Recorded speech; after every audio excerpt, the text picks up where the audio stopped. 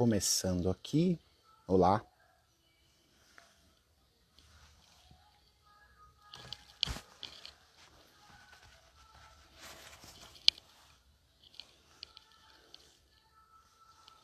Bom dia. Bom dia a todo mundo que vai chegando. Logo mais começaremos aqui a nossa conversa com a Ana Marcato.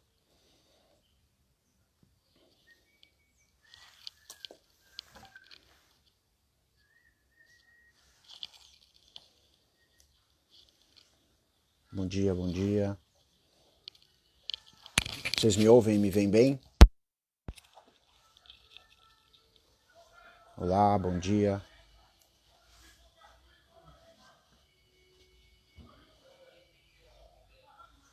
Já já a Ana entra.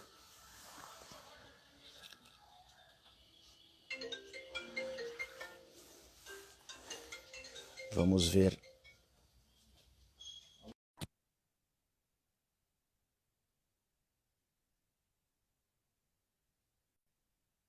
Tá chegando.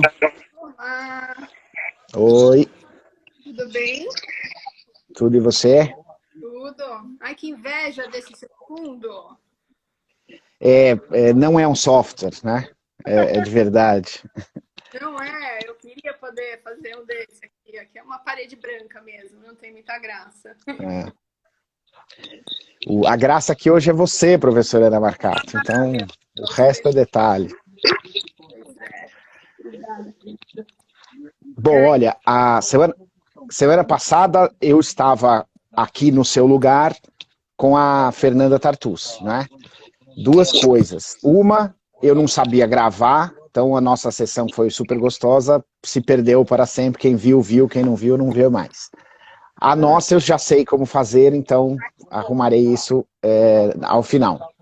Segunda coisa, a gente tem uma hora apareceu para mim um quadro assim, faltam 20 segundos, eu precisei correr, comer a fala final da Fernanda para deixar que ela desse um tchau.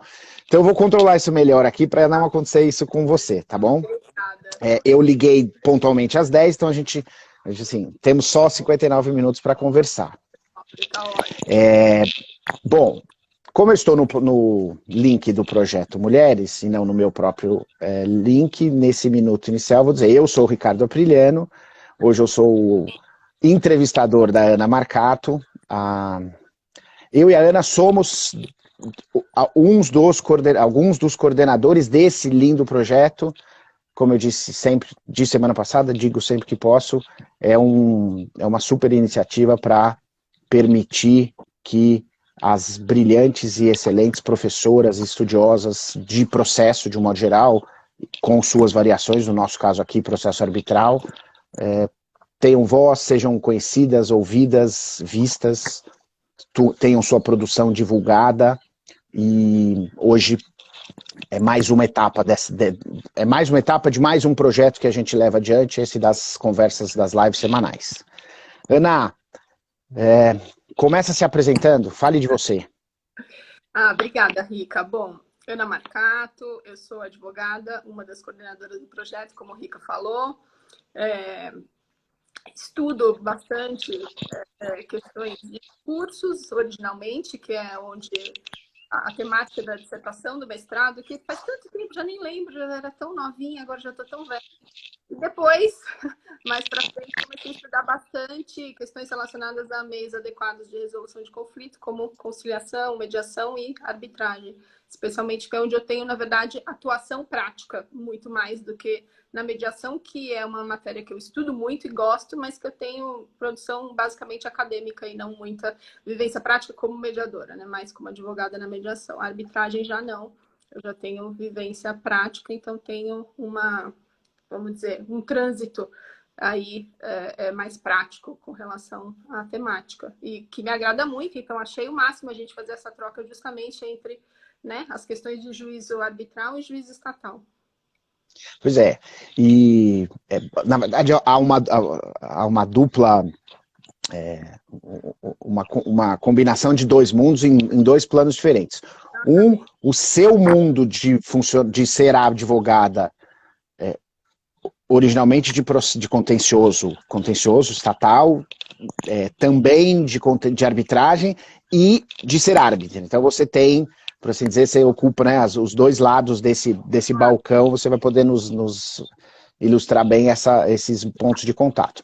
E o outro ponto de contato é justamente entre o processo estatal, entre a estrutura estatal do Poder Judiciário e o processo arbitral, que não tem uma estrutura estatal, as pessoas estão árbitras, mas elas, em diferentes situações que a gente vai ver aqui, é preciso que esses mundos se conversem e se coordenem, não é?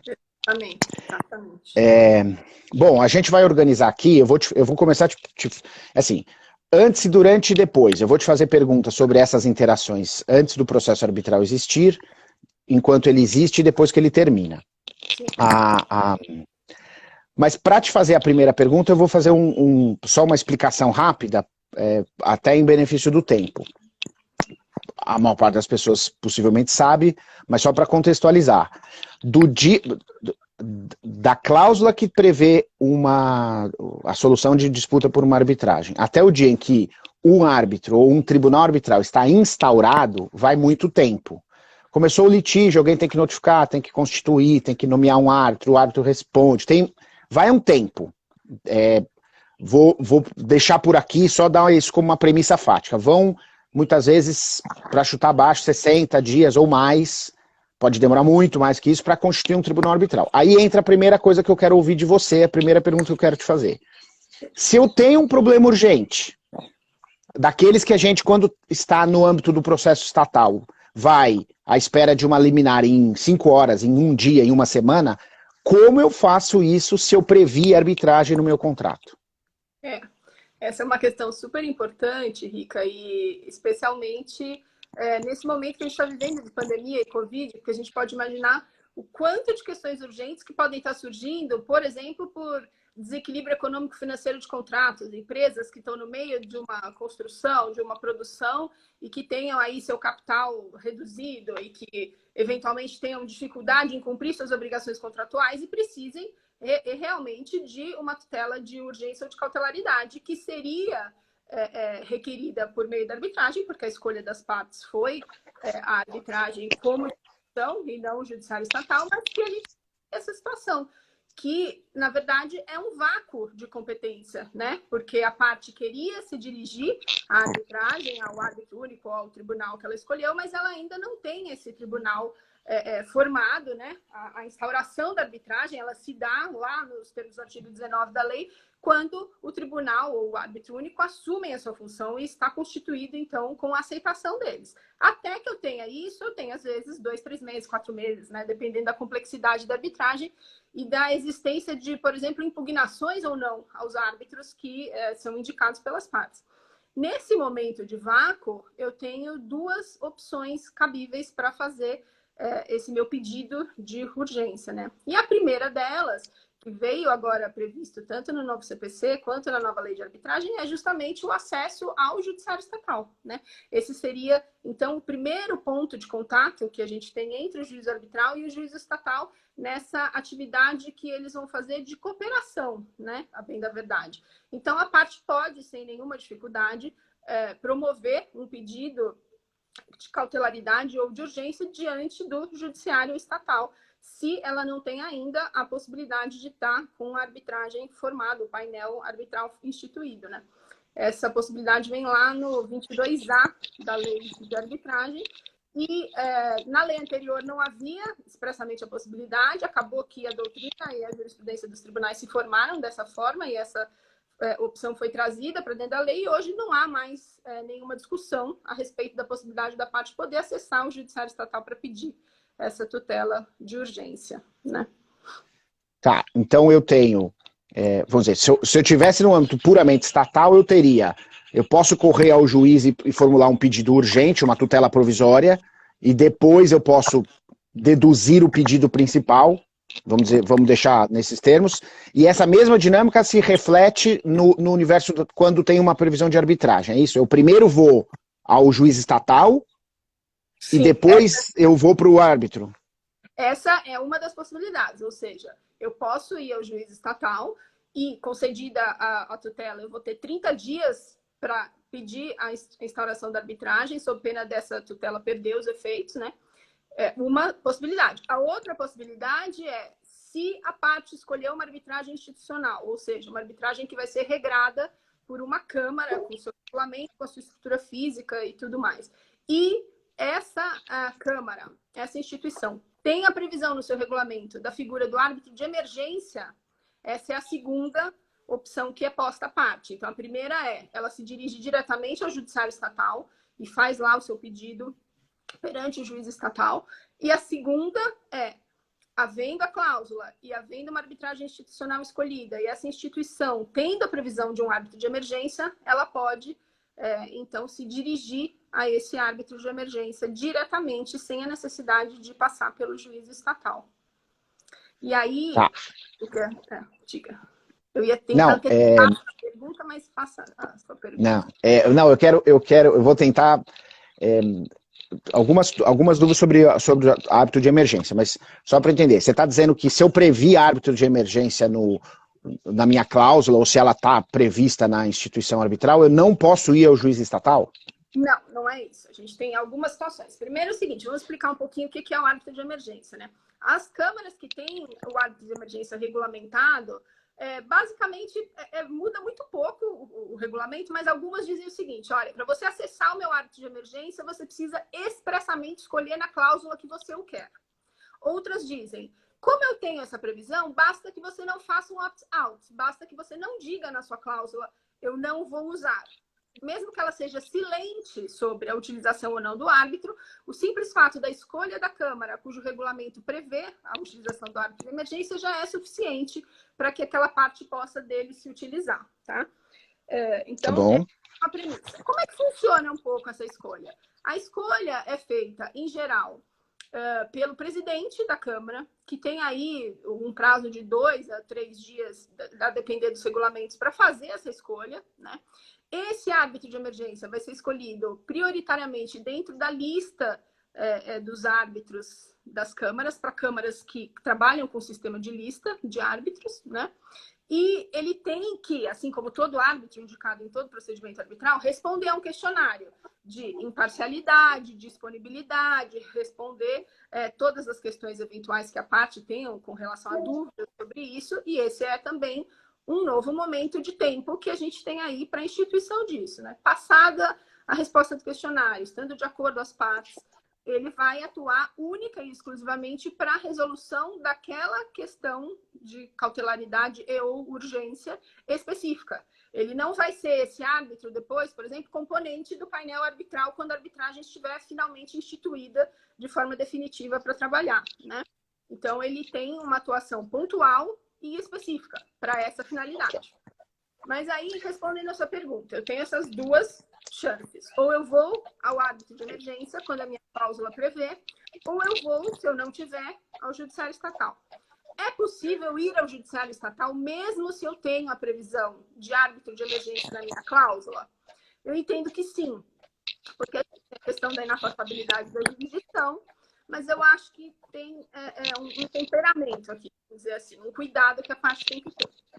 Se eu escolhi arbitragem, e se eu escolhi especificamente na minha cláusula a utilização de árbitro de emergência, ou escolhi uma Câmara cujo árbitro de emergência esteja previsto, eu tenho uma clara opção aqui de autonomia da vontade das partes e tenho um problema de pacto sunt servanda, né? As partes escolheram isso. E quando eu escolho a arbitragem, o efeito negativo imediato é o afastamento do judiciário estatal.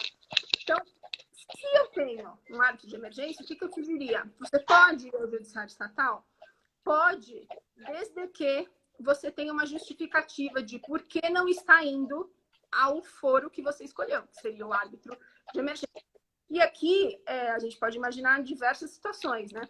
Esse tempo, esse ínter entre eu pedir o árbitro ser indicado pelo presidente da Câmara, ele responder o questionário, a parte eventualmente impugnar, e ele ter mais os seus 2 a 5 dias de apreciação e dar a decisão, é um ínterim muito maior do que o do judiciário estatal em geral, quando a gente faz pedidos de tutelas de emergência no judiciário estatal, né? Então, é possível que a situação de urgência da parte específica não possa esperar esse trâmite todo. Ela demande uma resposta mais rápida, uma resposta em 1 dia, 2 dias, né? E mais, mesmo que eu possa esperar o árbitro de emergência, né? Concedida a liminar, ele não tem poderes de execução e para poder fazer o cumprimento dessa decisão. Então, de toda maneira, eu vou ter que ir ao judiciário para cumprir essa decisão, seja ela qualquer natureza, apreensão de bens, apreensão de valores, etc. Eu tenho que ir ao judiciário. Então, esse tempo que eu perco, às vezes a parte não tem. Então, para concluir e responder a sua pergunta de forma mais clara, eu posso ir ao judiciário mesmo se eu indiquei árbitro de emergência? O meu entender você pode, desde que você tenha uma justificativa para não poder esperar o árbitro de emergência. Se você for ter uma questão de perecimento de direito ou de a urgência ser tão urgente que você não tem como esperar, isso é uma justificativa por conta da inafastabilidade da jurisdição que a Constituição prevê, para você, ainda assim, tendo escolhido o árbitro de emergência, poder se valer do judiciário estatal. Mas me parece que há necessidade de você fazer esse esclarecimento inicial sob pena do juiz dizer, bom, mas vem cá, bonitão, você escolheu a arbitragem, você colocou lá uma cláusula com árbitro de emergência e aí agora você vem aqui? Não, né? Você tem que ir lá. Esse é um risco. Eu estava assistindo um webinar esses dias e o professor Carmona colocou uma posição que ele vai, inclusive, além. Ele falou, olha, no meu modo de ver, a parte não precisa nem justificar. Se houver a necessidade de uma tutela mais rápida do que o árbitro de emergência possa lhe dar, tendo em vista que hoje, as varas são absolutamente especializadas e só cuidam de arbitragem. Os juízes que estão lá são excelentes e as decisões têm sido muito boas. Tendo em vista que o árbitro de emergência é custoso, ainda custa muito caro você ter esse acesso para essa tutela cautelar ou de urgência. E tendo em vista que, concedida a tutela, você vai ter que ir ao judiciário mesmo assim, para o cumprimento dela, né? Então, ele entende que você pode acessar direto o Poder Judiciário Estatal, mesmo sem esse esclarecimento a respeito de abrir mão, entre aspas, do árbitro de emergência. Tá. A Débora tem uma pergunta aqui da Débora, acho que Débora Salomão. Você fez um comentário agora sobre essa concorrência, vamos dizer assim, e ela fez uma pergunta que eu quero juntar as duas coisas. Até agora, tudo que você está falando diz respeito a um momento do processo arbitral em que o tribunal não está constituído ainda. Existe a previsão do árbitro de emergência, você pode recorrer a ele com os percalços e as vantagens desse modelo, mas não tem tribunal arbitral. A construção que se extrai a partir da lei é a seguinte: a partir do momento que o seu juiz natural, que é o árbitro, está instaurado, instituído, ele é conhecido, aceitou o encargo, a jurisdição migra para ele. Aí aqui tem duas variáveis. A primeira é a seguinte: existe o árbitro e existe o problema de urgência. A partir de agora, ela só pode ir no árbitro ou existe ainda assim algum tipo de janela para que ela possa ir naquele mesmo juiz que você acabou de dizer que o Carmona disse que ele está lá disponível, o fórum está aberto, ele tem uma especialidade. A partir da instauração, da instituição do tribunal, como que fica essa dinâmica? Eu entendo que a premissa é a mesma, Rica.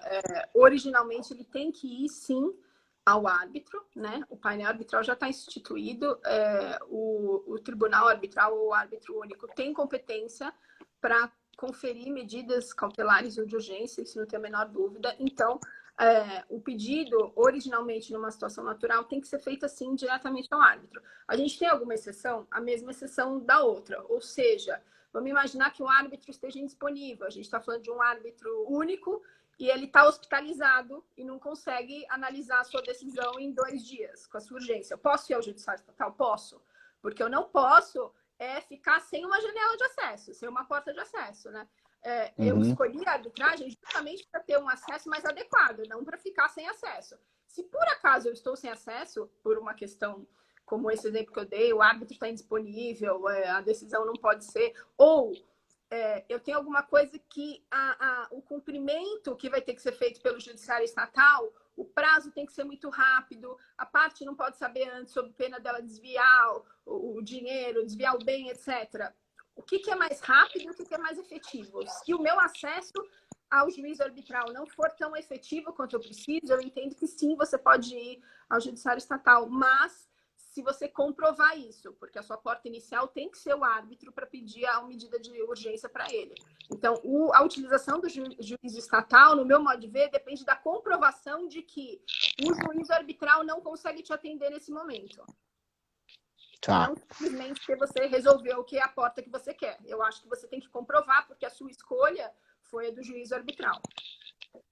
Tá. Bom, e aí então, ainda nesse mesmo instante, você tem o tribunal arbitral finalmente constituído e você teve uma liminar, uma tutela provisória antecedente, pré-arbitral, proposta e, vamos lá, pelo exemplo aqui, deferida pelo juiz estatal.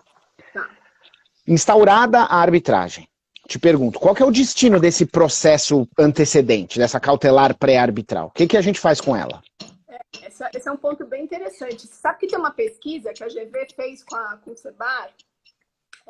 Gente, desculpa, mas meu cabelo tá um horror. A pessoa não sabe, não cuida do cabelo há uns 90 dias, então fica assim, caindo. Tem uma pesquisa da GV e do Sebar super interessante, feita previamente à promulgação da lei de arbitragem reformada, né? E lá a gente via que os tribunais tinham 3 tipos de decisões diferentes a respeito desse ponto. Você vê como é interessante e como não sabia muito bem o que fazer com essa cautelar cuja liminar foi dada, mas agora o juízo arbitral está instaurado, né?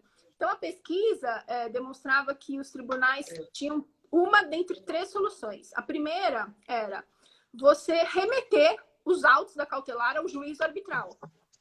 O Tribunal de Minas fazia muito isso, né? Então, ele pegava aquele processo pré-arbitral instaurado no juízo estatal, pegava as coisas e remetia para o juízo arbitral. Não me parece uma solução muito adequada, etc., mas o Tribunal de Minas fazia, e eu tenho notícias que o Tribunal do Rio, a Justiça do Rio de Janeiro, tem feito também, ou fez recentemente. Essa era uma opção. Segunda opção a parte dizia, olha, você tem que suspender por prejudicialidade essa cautelar e aguardar a decisão da arbitragem. Então, essa aqui fica parada, suspensa, a arbitragem começa, o árbitro vai poder, nos termos da lei de arbitragem, rever essa cautelar, alterar, modificar, manter, extinguir. E aí, quando acabar lá, esse aqui acaba. E a terceira, que me parece a mais correta e me parece a que é mais utilizada hoje, né? Extinção dessa cautelar sem resolução de mérito por perda do objeto superveniente, alguns dizem perda do interesse superveniente, perda da competência superveniente, etc. Eu fiz uma pesquisa recente e o que eu encontrei é mais nesse sentido. Eu não vi mais decisões de remessa dos autos, a não ser essa notícia que eu tive no Rio, e nem de pedido de suspensão. Eu vi realmente decisões de extinção da cautelar, né, por perda do interesse superveniente, 485 do CPC, o inciso 4 ou o inciso 7º, né, alguma variação disso, e aí extinção dessa para que o juízo arbitral toque daí para frente. Essa é o meio que se revela mais utilizado nesse momento, a despeito da gente ter aí essas 3 situações possíveis. Mas aí, neste caso, antes dessa extinção, os árbitros já terão feito a reavaliação da medida para mantê-la, cassá-la ou modificá-la? Essa é uma preocupação, né? A gente não ter de novo esse vácuo de competência, né? A questão se em 30 dias eu não instaurei, a medida perde os efeitos de todo jeito, né? Então, eu instaurando, vai direto para os árbitros e os árbitros vão ter, sim, que se manifestar sobre essa questão.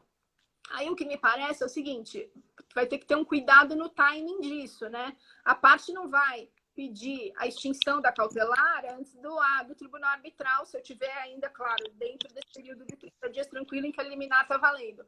Não vai pedir a extinção sem que o tribunal tenha tido chance de analisar isso, né? A não ser que passe os 30 dias ou que o juiz fizesse essa extinção de ofício, o que não me parece possível, porque eu acho que ele tem que ser provocado pela parte, especialmente se eu for me valer do 4854, que fala da competência do juiz arbitral, né? Se eu fizer essa sistemática aí de aproximação com essa situação.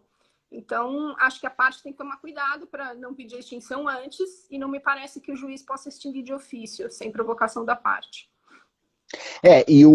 Assim, admitindo que tem alguma liminar dada, a parte contrária, uma vez instaurado a arbitragem, ela também ela perde as vias recursais no judiciário, ela tem que pedir a cassação dessa liminar para os árbitros, né?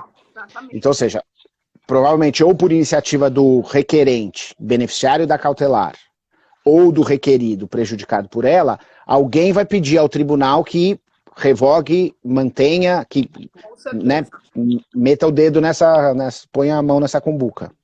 Com certeza. Né? Mas aí, bom, e essa era era uma cogitação, a nossa colega, também estudiosa, também professora Natália, está aqui nos assistindo, e ela te pergunta sobre, e os honorários? Nessa extinção a que você aludiu aí, teve um processo, o juiz tem que fixar honorários, ele não pode fazer isso, ele deixa isso para o tribunal fazer depois, como que acontece? Então, Rica, eu entendo que o tribunal, o juiz estatal pode sim fixar pelo princípio da causalidade, né? Então, eu tive que ir ao judiciário para pedir uma tutela, eu tive que pagar lá as custas correspondentes, tive que movimentar a máquina judiciária para isso, dei causa, consegui eliminar a parte, então, que foi sucumbente, poderia sim ser condenada em honorários pelo princípio da causalidade. E a pesquisa que eu fiz, eu achei uns 2 ou 3 julgados do Tribunal de Justiça aqui de São Paulo em que há, sim, a fixação de honorários. A questão foi levada ao TJ por apelação, depois da decisão da cautelar, e o tribunal fixou, sim, honorários, entendendo que era o caso de fixar justamente pela causalidade e pela sucumbência. Tá. Bom, do antes, acho que a gente cobriu mais ou menos o básico. Deixa eu vamos adiante. Então tem um procedimento arbitral andando, e onde, diga, assim, nos explica aqui rapidinho não, né? É muito assunto para 1 hora, a gente já falou mais ou menos 20 minutos. Bem aqui pelo tempo. Quais as hipóteses, o que pode acontecer durante um processo arbitral em que seja necessário recorrer ao Poder Judiciário? Aqui eu vou separar, aqui, subdividir essa minha provocação no seguinte. Bom, primeiro, qual que é a base legal, se existe previsão, obrigatoriedade, proibição dessa interação? Segundo, admitindo que exista essa possibilidade, a interação ela pode ser de iniciativa das partes, pode ser do tribunal, como é que isso pode acontecer? Do tribunal arbitral, eu digo, né? O tribunal arbitral pode recorrer ao judiciário para pedir algum tipo de cooperação, são as partes que pedem, como que isso acontece? Sim, essa interação ela é possível e, como você falou logo no início, ela acontece em vários momentos, né, do procedimento, do processo. Pode ser no início, no meio ou no fim, né? Se a gente está falando aqui, por exemplo, de uma iniciativa que tenha que ser feita logo de início, eu posso pensar no seguinte exemplo. Eu estou tentando intimar a parte requerida da arbitragem para ciência de que o procedimento foi instaurado, né? E para vir dizer se ela quer responder ou se ela não quer. Acontece muito, pelo menos na minha prática, infelizmente, acontece muito de você não achar a parte, né? Você tenta, o endereço dela não estava mais correto, aí a carta que a Câmara manda volta, etc.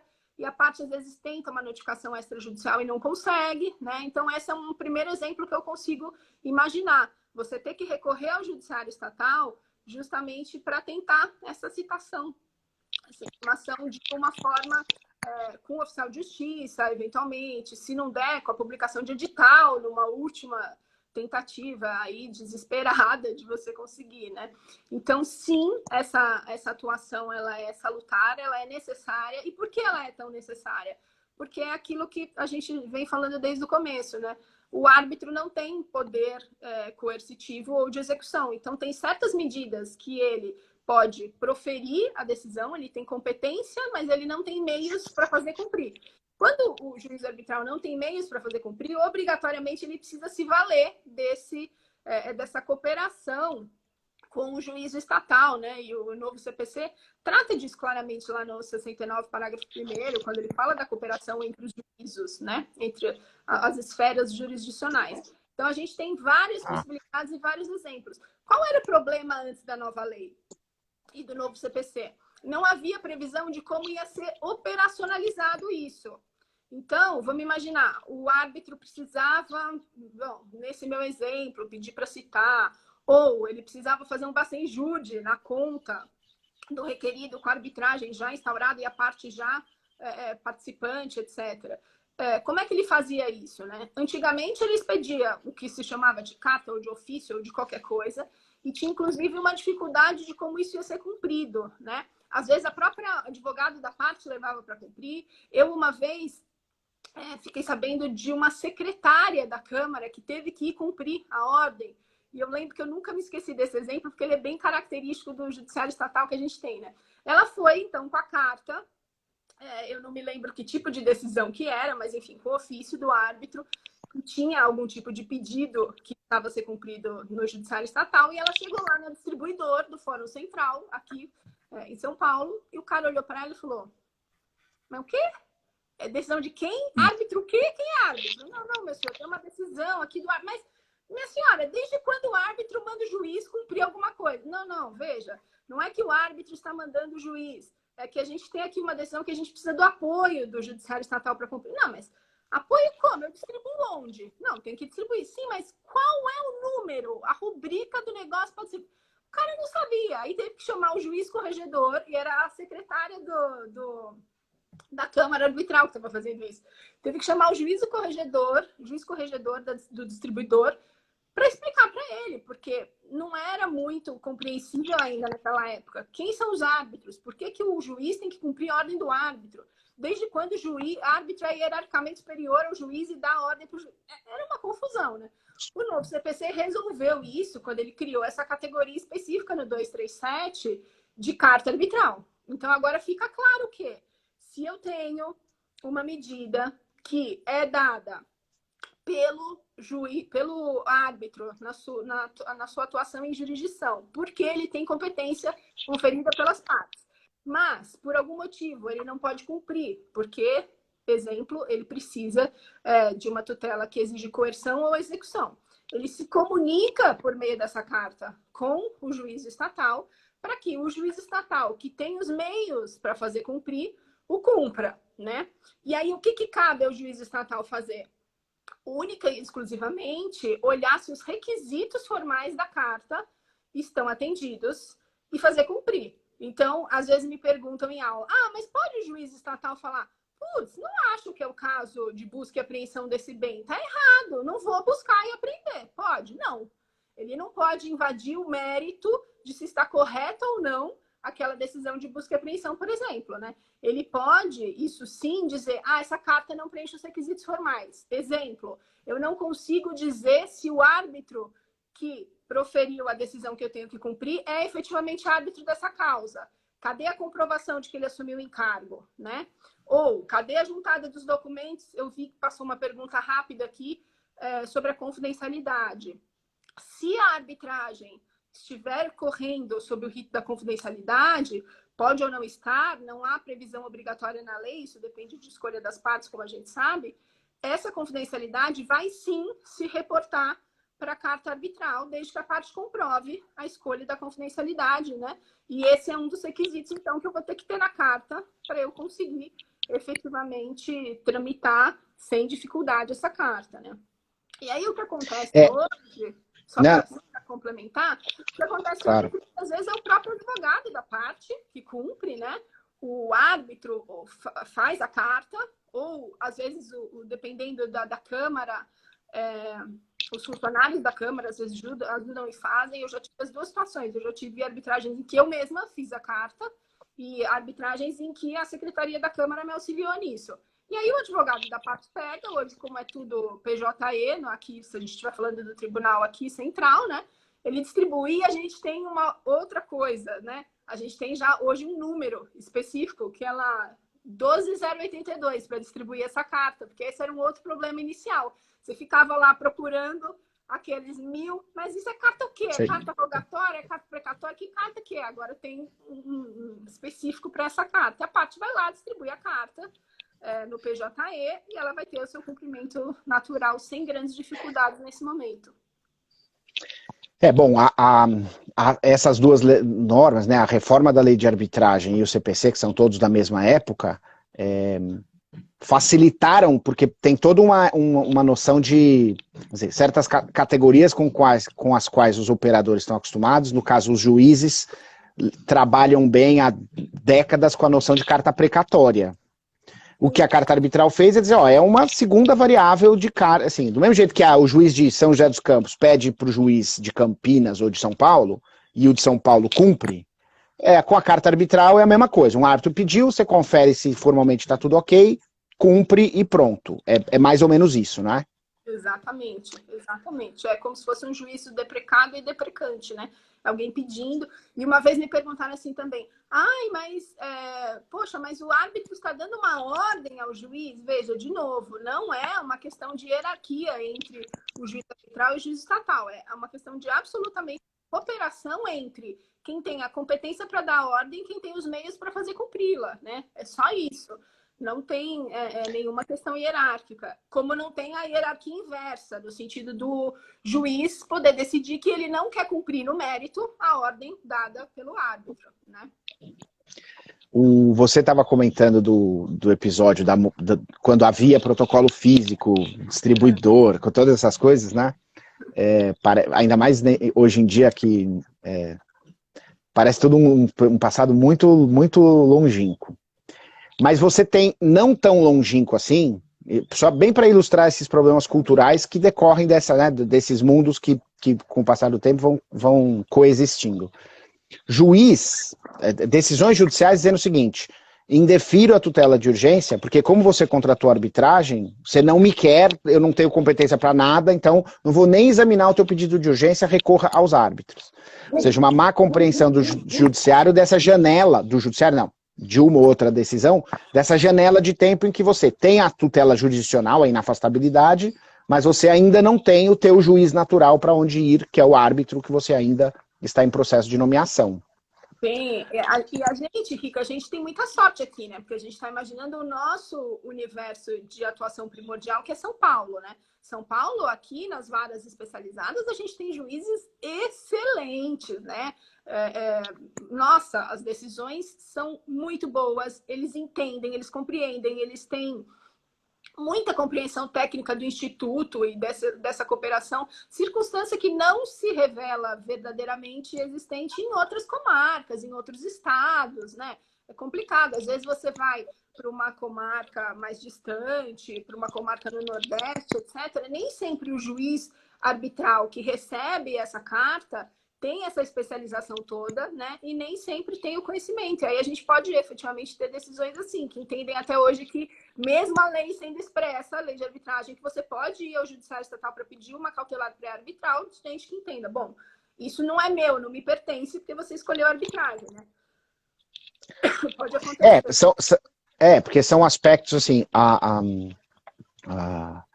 gente tem sempre que lembrar que, não obstante ter uma boa prática de arbitragem já em certos lugares do Brasil, a arbitragem ainda assim ela é um instituto novo. Eu acho que hoje, se a maior parte dos jovens, dos estudantes, conhece, ouviu falar, já tem esse tipo de evento como a gente, tem uma produção muito mais intensa hoje. Agora, se você considera a época que eu me formei, esse era simplesmente um não assunto. Então, eu me formei, prestei meu concurso, estou num lugar em que você tem, o juiz é um profissional que trabalha, né, ele é um clínico geral, ele resolve todos os problemas e ele é afetado pela estatística do lugar onde ele está. Então, há certos lugares em que as demandas de natureza agrícola são muito mais constantes, então o juiz vai adquirindo uma especialidade nisso. Há em outros lugares que, conforme as indústrias que estão por lá, tem certos segmentos da economia em que a pessoa vai se especializando. Então, imagina que você é um juiz especializado em assuntos de saúde e cai um assunto sei lá, de agronegócio na sua mão. Sim. E com a arbitragem é rigorosamente a mesma coisa. Você, em certos centros, tem mais familiaridade, em outros não. E é uma realidade, né? E é onde o bicho pega são nessas interações, porque pode haver uma má compreensão, é o que você bem falou, ninguém está mandando ninguém tem que obedecer ninguém, é pura e simplesmente uma cooperação. No teu exemplo da citação, né,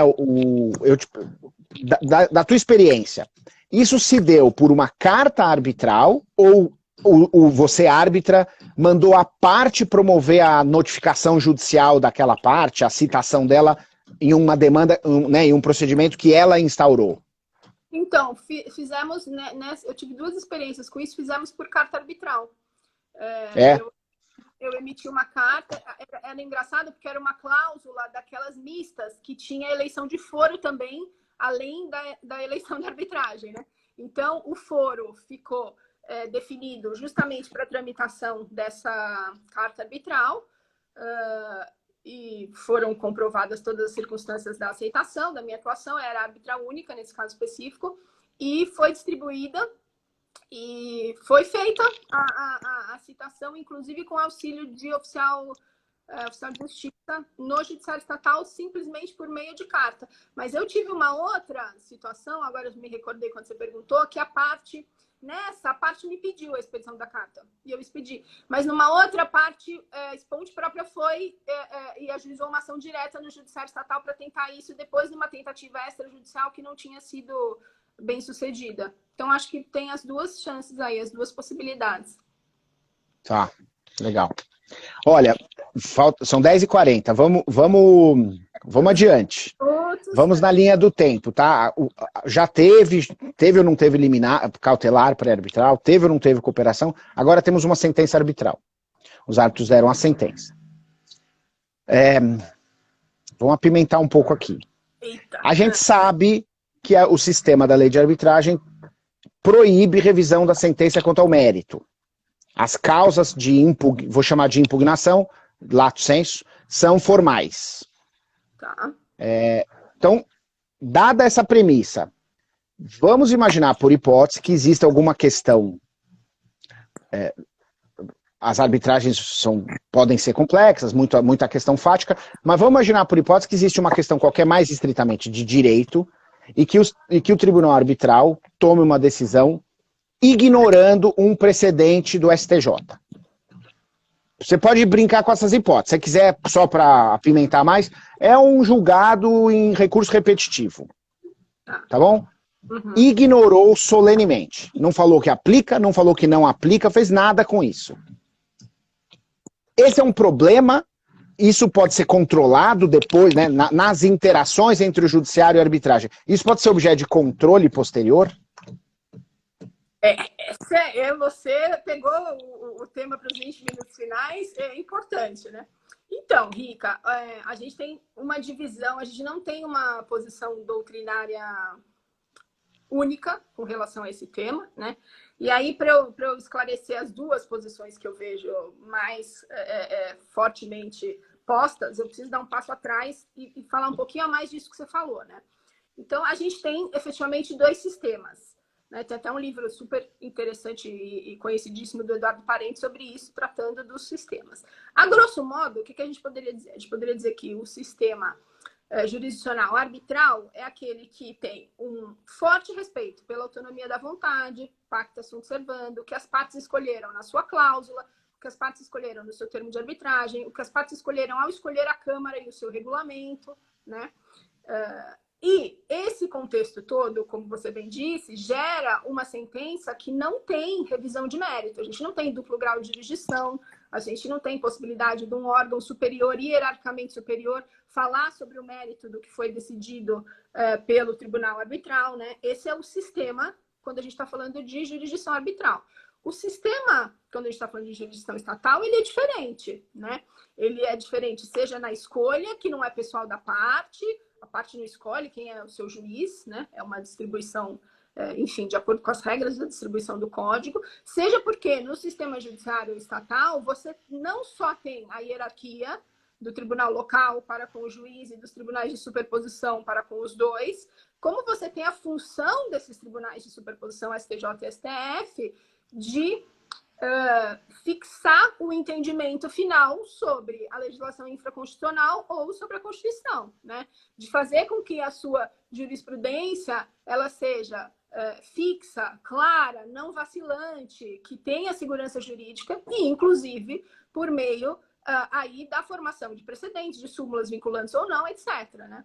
Aí a questão que se põe, quando a gente tem esses dois sistemas em vista, é a primeira parte da doutrina, que até onde eu sei continua sendo a majoritária, né? Entende que essa obrigação de análise, que está lá, por exemplo, no 927, né? O 927 do Código do CPC, ele diz claramente que cabe a tribunais estaduais e juízes observarem essas regras feitas pelos tribunais de superposição, súmulas, precedentes, etc. Para a parte da doutrina arbitral majoritária, por enquanto, o entendimento é o seguinte: essa obrigatoriedade de observância ela não se revela como uma obrigatoriedade para o árbitro. O que seria, então, uma obrigatoriedade para o árbitro diante de uma circunstância dessa em que trata-se de uma matéria mais predominantemente de direito e que as partes trazem ao conhecimento dele existência de precedentes, né? Sobre essa interpretação desse caso específico.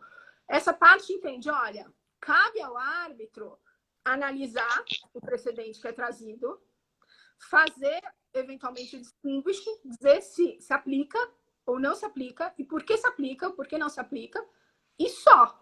E por que essa obrigação dele? Porque ele tem a obrigação de fundamentar a sentença arbitral. Essa é uma obrigação que a lei arbitral dá a ele, confere a ele, a obrigação de fundamentar. E se a parte traz um elemento tão importante quanto a existência de um precedente, o mínimo que ele tem que fazer é analisar a aplicabilidade ou não, explicar eventualmente por que ele entende que não se aplica e proferir a sentença de forma fundamentada, né? O artigo 26.2 da Lei de Arbitragem tem essa obrigatoriedade.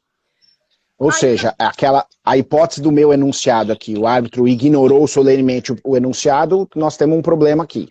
Exato, aí era esse o ponto que eu ia chegar. Bom, e se o árbitro ignora solenemente esse posicionamento do tribunal ou até julga de forma contrária? Qual seria aí a consequência disso? Para essa parte da doutrina, não haveria consequência nenhuma. A sentença ela é fundamentada, o árbitro explicou por que entende que aplica ou não o precedente, a função dele acabou ali. Se a parte entende que essa é uma decisão dada juridicamente de forma equivocada, por que juridicamente de forma equivocada? Porque nesse nosso exemplo hipotético, o árbitro julgou em desconformidade com o precedente fixado, ainda que ele tenha explicado o porquê dessa decisão dele, tenha fundamentado, né? Para essa parte o entendimento é nada a se fazer. E por que nada a se fazer? Porque a parte, quando ela escolhe o juízo arbitral, ela não tem expectativa de revisão de mérito da sentença dela. Ela não tem expectativa. Se há um julgamento juridicamente equivocado, infelizmente é o que se tem no sistema, né? Você pode tratar disso numa abordagem de equívoco formal, mas de equívoco material do julgamento de mérito, não teria essa possibilidade. Então, essa é uma parte da doutrina. Outra parte da doutrina que vem ganhando uma certa força já, mas que, até onde eu sei, continua sendo minoritária, faz uma interpretação distinta e diz o seguinte: veja, você está me dizendo que é autonomia da vontade e pacta sunt servanda, certo? Certo. A parte, quando escolheu a arbitragem, se ela escolheu a legislação brasileira para reger essa arbitragem e a decisão dos árbitros, ela não está escolhendo só a norma codificada, a lei. Ela está escolhendo tudo o que o regramento jurídico compreende, que não é só a lei. São os precedentes, são as súmulas persuasivas, as súmulas vinculantes, os entendimentos. Se eu escolhi tudo isso, cabe ao árbitro, em atenção à minha escolha de cláusula contendo obrigatoriedade de julgamento de acordo com a legislação brasileira, que contempla todos esses fundamentos, e não só a lei, observar, sim, o precedente. E aí, para essa parte, o controle seria, sim, sobre a validade ou não da sentença, baseado no atendimento ou não do precedente. E como é que isso funcionaria? Por meio de uma ação anulatória. Então, essa parte da doutrina entende o seguinte, olha, você não cumpriu com o seu dever de árbitro conferido pela parte. E não cumpriu por quê? Porque o 33, inciso 4, fala lá que é nula a sentença arbitral que for proferida fora dos limites da convenção. A parte, quando te deu a competência e o poder para atuar como árbitro, não lhe disse que queria julgar de acordo com a legislação brasileira? Disse. A legislação brasileira compreende única e exclusivamente a lei, a norma codificada? Não. A legislação brasileira compreende também súmulas persuasivas, súmulas vinculantes, precedentes. Então, o árbitro, ao julgar essa questão, precisa sim observar obrigatoriamente o precedente, sob pena dele ter a sua sentença impugnada por meio, então, de uma ação anulatória com base no não cumprimento da convenção. Essa é a segunda situação que se põe. Eu confesso que, muito embora eu concorde com a questão da escolha do ordenamento jurídico ser a escolha de tudo e não só da lei, eu não concordo com a solução final. Me parece que não há uma expectativa da parte que escolhe o juízo arbitral a ter atenção aos precedentes e às súmulas, etc., justamente porque ela sabe que ela está atuando num sistema diferente. Num sistema onde ela escolhe o julgador privado e onde ela limita o que o julgador privado vai analisar ou não. Não há essa expectativa no meu modo de ver. Então, eu posso até entender que tudo compõe o regramento, mas, para mim, o limite para na obrigatoriedade do árbitro analisar a aplicação do precedente, fundamentar a sua sentença, fazer o distinguishing de se aplica ou não, e acabou. Não vejo uma consequência de ação anulatória. Mas tem se formado uma doutrina sobre isso. Talvez já que, né, estamos sempre fazendo paralelos, talvez um paralelo possível aqui seja assim. Pega um processo estatal, essa mesma hipótese que eu fiz. O juiz de primeiro grau ignora solenemente um precedente que tenha sido invocado. A primeira parte, tudo que você falou, assim, bom, então isso se enquadra num problema e no campo processual da motivação. Faltou motivar, faltou enfrentar um argumento explicitamente trazido pela parte. Ótimo. Embargo de declaração, isso tem que ser respondido. A opinião do juiz, vamos dizer assim, pouco importa. Ele tem que dizer se aplica ou por que não aplica.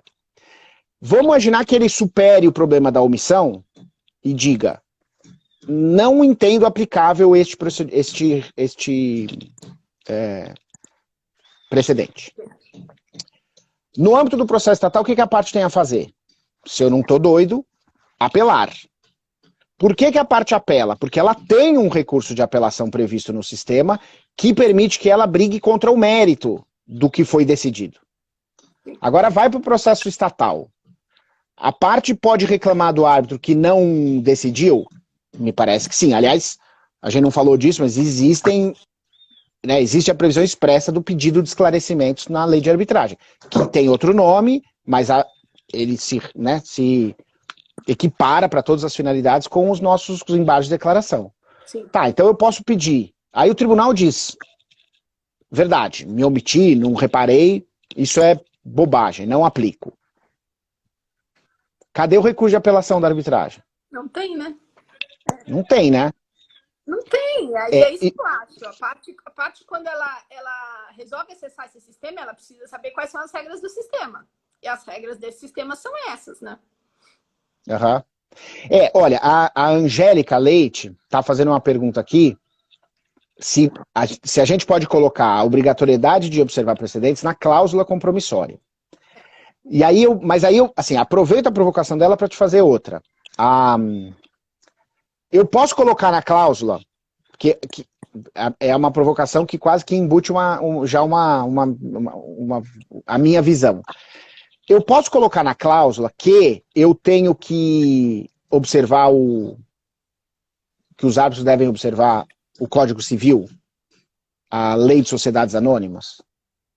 Porque assim, a cláusula diz, esse conflito será dirimido pelas leis da República Federativa do Brasil. Ou, para ficar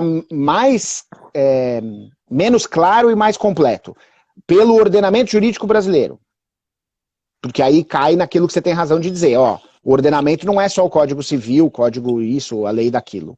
O ordenamento é o conjunto normativo que incide, e nós temos julgados dos tribunais que incidem, né? Muito bem. E aí, se eu disser, se eu não me limitar a dizer, aplica-se o ordenamento brasileiro, mas disser, aplica-se o Código Civil, ou disser, aplica-se os precedentes, o que muda na dinâmica de julgamento dos árbitros? Então, muda, porque a premissa é a mesma, né? Quando eu fiz a escolha pelo ordenamento jurídico brasileiro em geral, sem delimitar, o entendimento de quem defende essa segunda parte aí da doutrina diz, olha, não é só lei, é tudo, a parte escolheu que ela quer tudo. A premissa é a mesma para o outro. Se a parte não escolhe o regramento jurídico como um todo, mas ela especifica um, ou ela retira um, pode a parte dizer na sua cláusula, eu quero que esse conflito seja julgado única e exclusivamente de acordo com os fundamentos previstos no Código Civil? Pode. Pode ela excluir um.